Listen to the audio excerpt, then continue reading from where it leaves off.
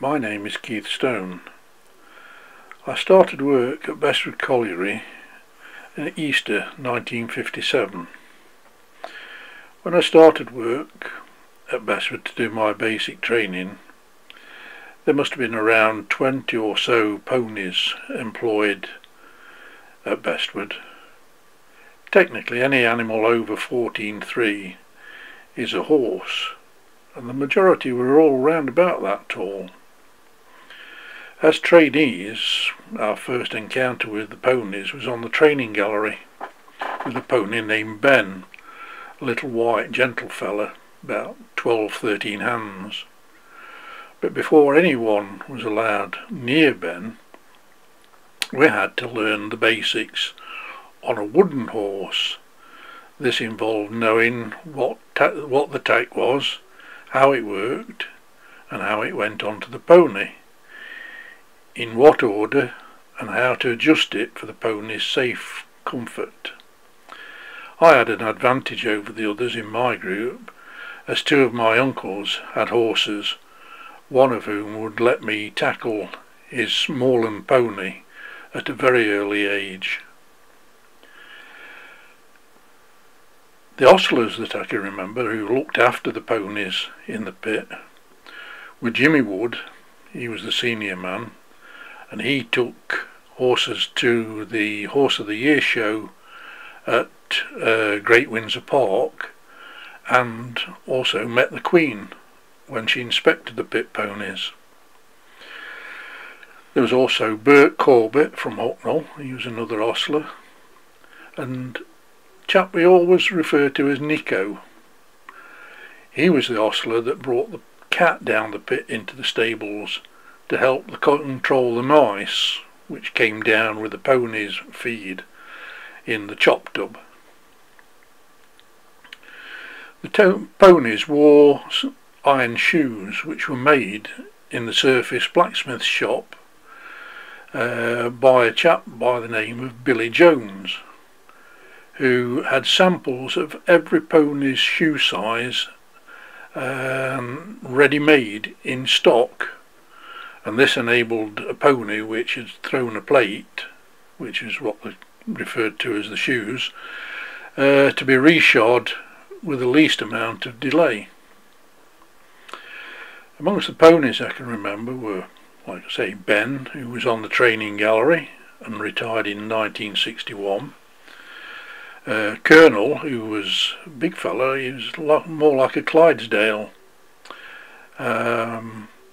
Rex, he was one of them that Jimmy Wood took to the Horse of the Year show, a large bay-coloured pony. He met the Queen in 1953. There was Jet, as his name suggests, he was black all over, and Carlo, a brown horse with a white star on his forehead. These two both worked in the main bright seam. There was Ken, a brown horse, about 14 hands, worked on 21s in the high main seam with his minor friend Roger Parrish. After Ken had his food from his nosebag during the shift, Roger would have to clean his teeth for him because he had a hole in his gum and the food would lodge in it, and if it was not cleaned, he would get either toothache or stomachache. There was Duke, also on the northeast side of the High Main, and Pat, a large grey, he was on the northeast side, and Steve, a large chestnut, deep chestnut, with 4 white socks and a white blaze, approximately 15 hands, worked on nights on 26s in the High Main with his minor friend Lenny. There was Joe. He had a bit of a reputation for being grumpy and nipping at people. Lion, he was a little chestnut coloured pony. And Oxo, as his name implies, he was coloured like an OXO cube. He moved to Gedling in 1967 and retired from there on health grounds, and was adopted by a school teacher, Mrs. Bryan of Sutton in Ashfield. While he was with Mrs. Bryan, he was very successful in local shows, and he even went to the Horse of the Year show at Wembley, where he was introduced to the Queen.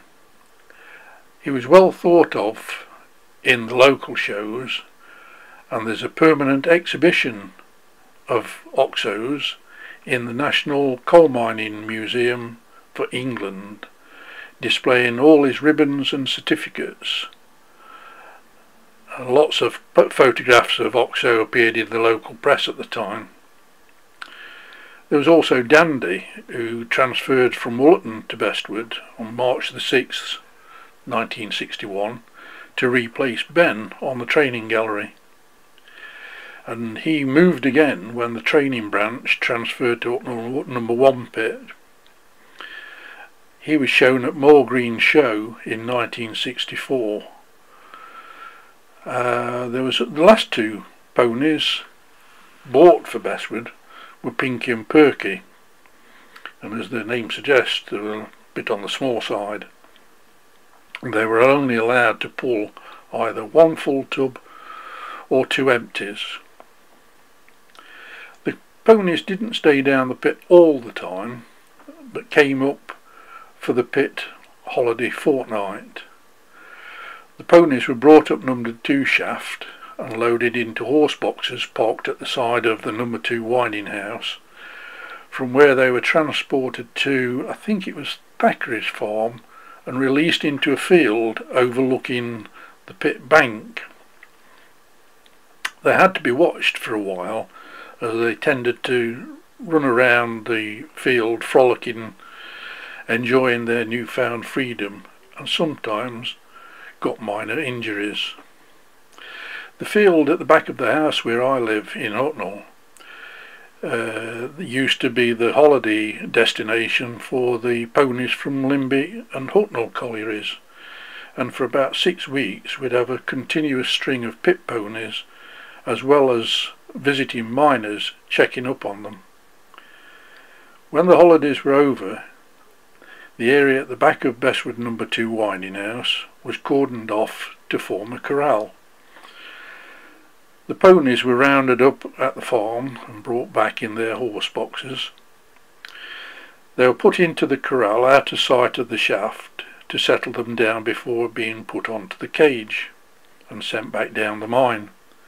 But they knew where they were going and were not going to make it easy for us. Individually they were brought to the shaft side and gently eased down a narrowing walkway until they were entered the cage. These ponies were very intelligent, and if a ganger tried to put an extra tub on the run, the pony would not move until it was taken off. Some ponies also mastered the knack of opening the miner's supposed tamper-proof snap-tin to see what goodies were inside. It was good to see them retire and set free to graze in the fields, but everybody missed them. You don't get the same bond of friendship with a diesel loco, or a haulage engine for that matter.